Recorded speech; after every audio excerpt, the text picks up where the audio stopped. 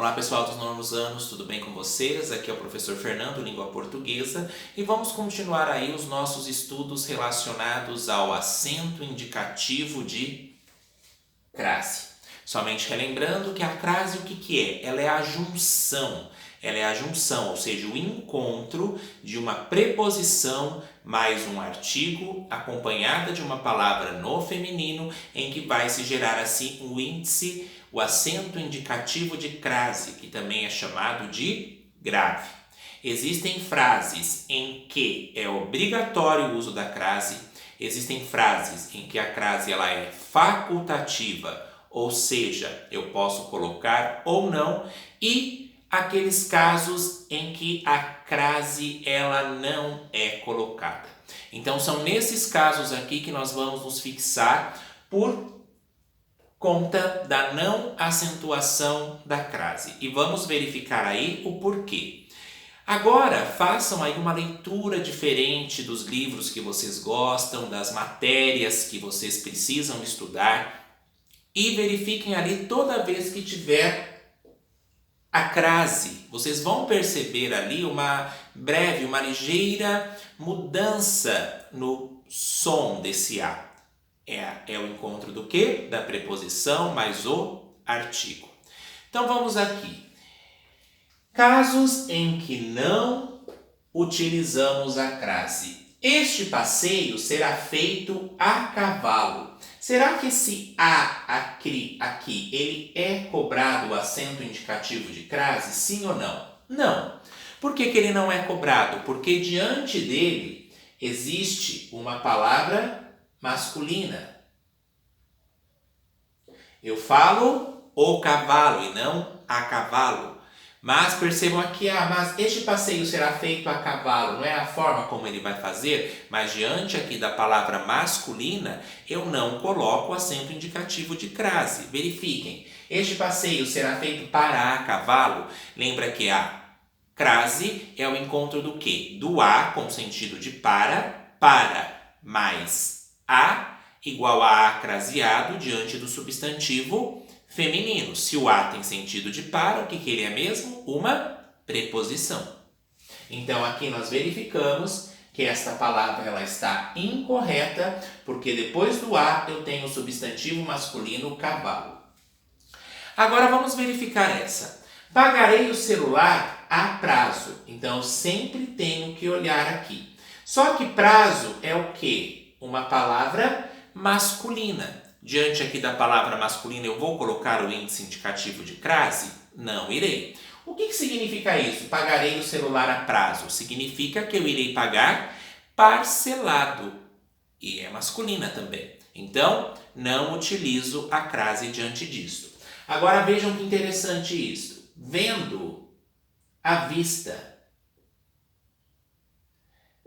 Pagar alguma coisa à vista já é diferente de pagar a prazo, porque se eu vou pagar à vista, eu vou pagar em uma única vez.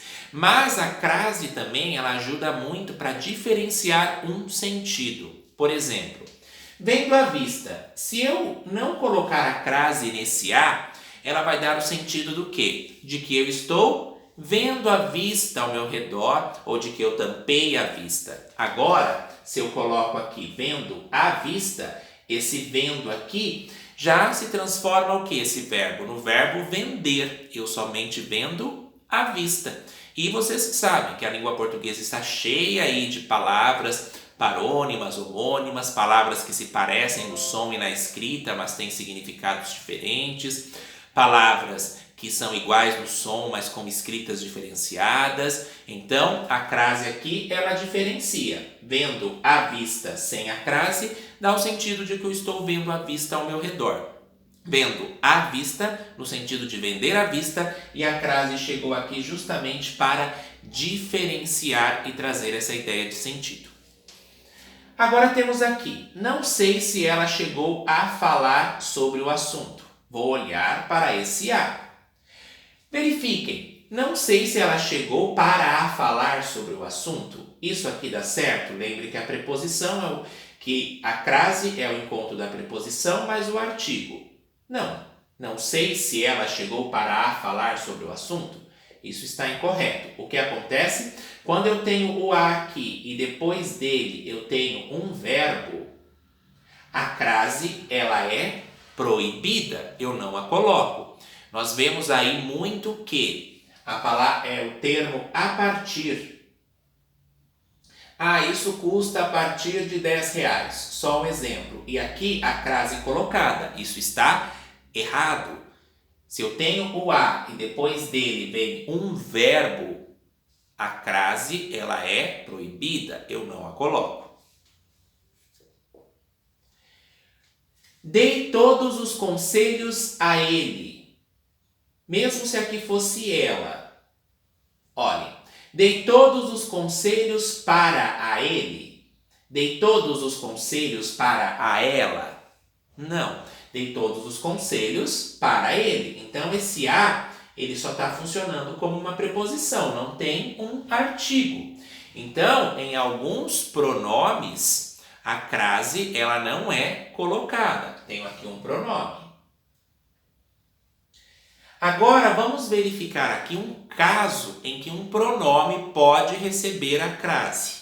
Porque nós vamos perceber que não há diferença de sentido. Não entregamos o documento à mesma juíza. Eu posso falar não entregamos o documento para a mesma juíza? Aqui esse encontro deu certo. Olhem aqui, dei todos os conselhos para a ele, para a ela. Isso aqui não ficou legal. Agora, não entregamos o documento para a mesma juíza. Aqui tudo bem? Então, diante do pronome mesma aqui, eu posso colocar a crase.